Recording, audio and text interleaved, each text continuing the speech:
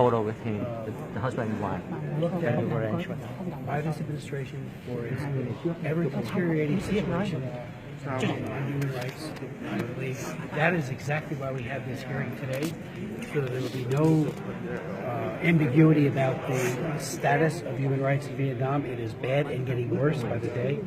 And so we're appealing to the President and the Vice President and Secretary Tillerson to take seriously that they have a moral obligation to raise these cases. Yes, raise other issues too, but raise the individuals who are being persecuted because of their faith, as well as those for their political beliefs, and to be very, very, very assertive about that with facts and figures and names.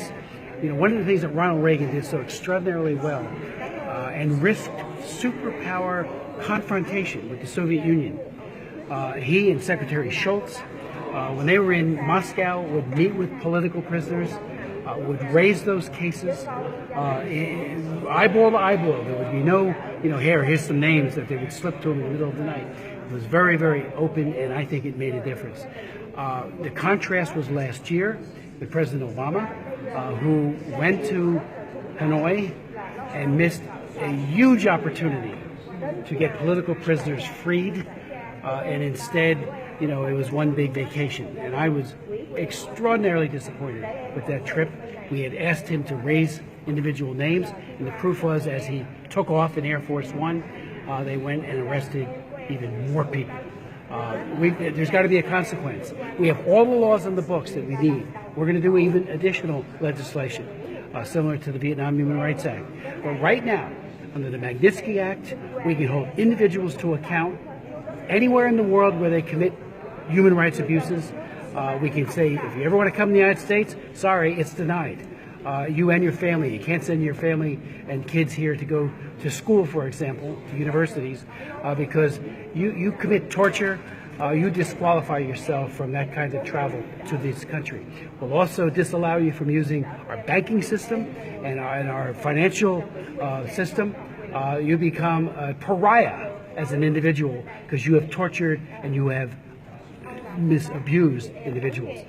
The Frank Wolf International Religious Freedom Act, which I'm the author of, applies that same sense of visa denial, same authorities for that, as well as the idea that banking is precluded to you for those who abuse those of people of faith. So if you want to torture Montagnard or mistreat the Buddhists in Vietnam, there is a price. We have the law on the books. It just needs to be enforced. So that's why we have this hearing today.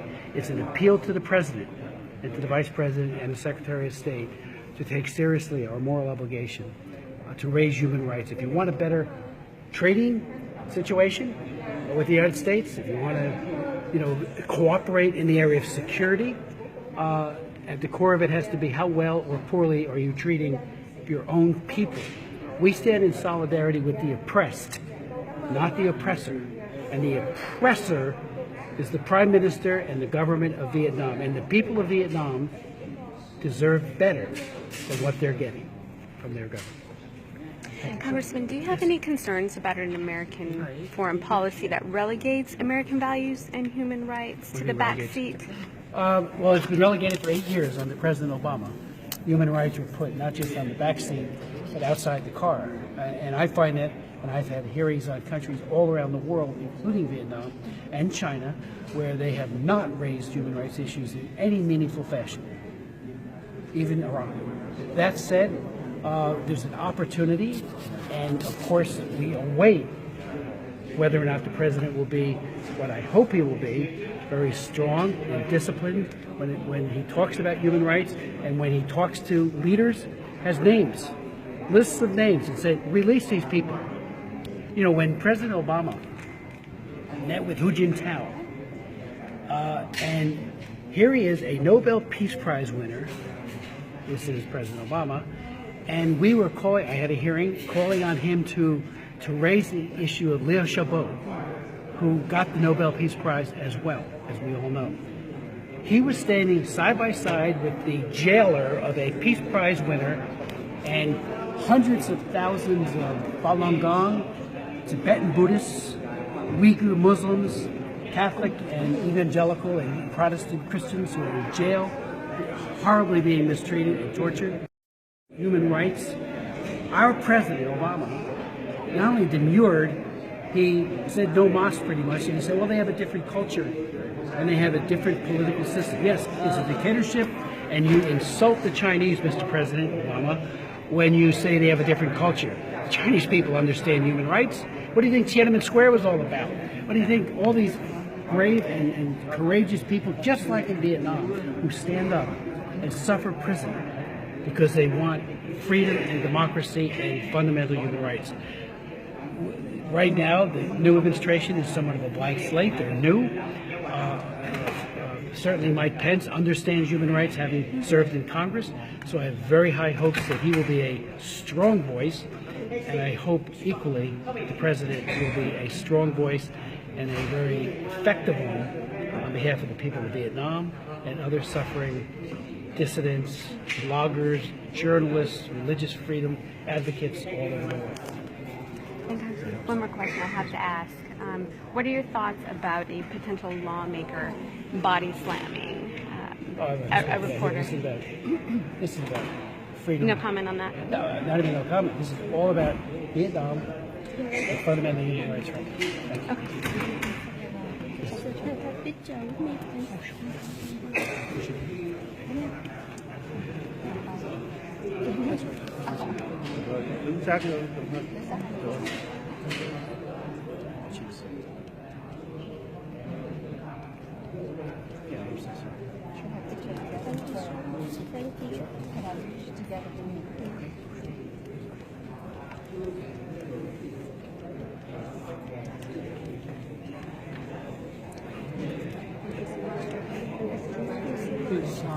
I want to show you.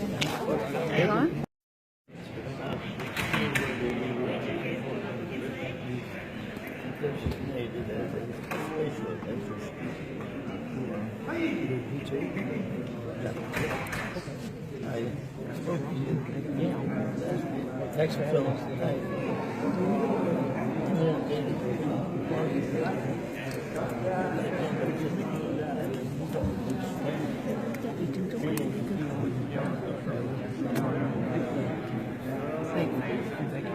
This is the sister of the young Maha Buddhist who died 3 weeks ago. She's from Savannah.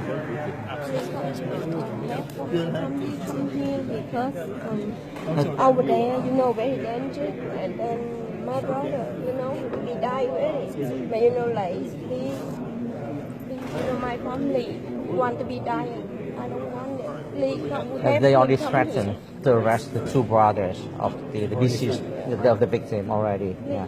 So they are now in hiding somewhere in Vietnam. They don't dare to stay home. Thank you very much. That's all. Yeah. So she's very concerned about that. Very Quay mặt qua đây em. my family come here. Nhìn mặt qua bên này nè. Thank you so much. I Nhìn don't mặt qua đây. want my family die again. No, I don't want it. Only leave myself here. I don't We want will. my family. Yeah, we will do something. Very early, please. Yeah, very, very intense pressure on Vietnam right now would help. Because my family or my house can go out, No, they cannot leave the Yeah, home. they can leave everything outside. They cannot leave their home because so fearful that they would be attacked, and hurt. Dạ, nói với ổng And là even có the- một đứa cháu and the 9 son. tuổi nó không được đi học. And the son of the deceased person now dare not go to Can't go school to either. school. Because her mom is 9 years old. 9 years old. So they retaliate against it. 9-year-old. Everyone. Yeah, so they threatened the entire family. The job demands for investigation into the death of Ba của nó đó of Mr. là Tấn. chết rồi, tại sao mới bắt đêm nay mà ngày mai lại cắt cổ đập đầu chết? Nó khóc hoài nó And the son nó was không very muốn ở đây. traumatized by the death of his dad. Yeah. Là baby, Yeah. no He couldn't understand why his dad died, something like that. Yeah. Dạ, nói là tại sao ba của nó mới bắt đi một ngày, qua ngày sau chết rồi. He couldn't understand Nhưng mà why his dad rồi ba just của nó- died ba the của day nó- after being dạ. taken to the police station. Má nó là không có dám cho đi học, sợ nó nói tầm bậy tầm bạ Oh, rồi and- bị giết chết. And her mom dare not let him to go to school because she's afraid that he would say something wrong. And that would invite more persecution against the Rồi bây family. giờ đó là gia đình của em á, bị đe dọa giống như là không có trực tiếp mà gián tiếp là đòi á, là anh của em đi ra nhận tội. Oh, and they forced, Mà and không có tội gì hết á. they Đi ra nhận wanted tội. the two brothers of the deceased to admit to having committed crime, but they didn't know which crime. Cho nên em không có muốn gia đình của em ai chết đi nữa. Too many members of Wahang Buddhist want to come to support for them, but they stop them for far away. Don't let So the isolation anyone of the come here. family. Actually, we have lawyers willing to represent them, but the lawyers would not dare to come either, fearing for their own Có một mình safety. em ở đây, còn gia đình em ở Việt Nam mới nói ổng giúp đỡ làm cách nào nhanh để đi qua đây. Yeah, Tại she vì gia needs đình của em to rất là take lo the sợ family khủng out hoảng, because giống như out of Vietnam. ba em 70 mấy, For mẹ safety, 70 mấy yeah. rồi. Yeah, her dad is now over 70s already, and she's Yeah. very fearful for My her dad. family. Yeah. Có một mình em con gái em ở đây thôi. And she's the only one outside Vietnam. Yeah. Yeah. Cho nên em cũng cần ông sự giúp đỡ cho gia đình của em nó đi nhanh qua bên này. Em không có muốn ai chết nữa. And she doesn't want any other member in her family to face the same, Yeah, please come the here. same. Yeah, my family, please. And yeah, she's very fearful that others might die. Yeah, if we don't act quickly. Yeah. She wants them to be Cho relocated cháu outside. của em mới được đi học ở bên này, tại vì nó quá khủng hoảng, ba nó chết như vậy đó. Nó hỏi hoài, nó hỏi tại sao cắt đầu, đập đầu mà còn cắt cổ nữa. Yeah, Nó nói vậy đó, nó rất là sợ. The 9-year-old son is now very fearful himself. Ở đây He's rồi traumatized. mẹ của nó giống như bây giờ nó ngồi đâu á là khóc đói như khùng vậy đó. And the Giống như wife lo sợ is- lắm. Cả nhà em đều khủng hoảng ở trong nhà, không có đi đâu. Extremely traumatized right now. Yeah. Cho nên- Ông nói ông sẽ có Dạ. Please talk. Okay, sure. Thank you very much. Thank you. Okay, we appreciate it. Thank you. Oh. My family. My family. Come here. Come here. Thank you. Yeah. Early, thank you. For my family come here because they busy up there. I'm so scared. I don't want my family die no more. Please help me. For all my family come here early. No, I don't want to be die. Thank you. I'm sorry. Thank you. Thank you.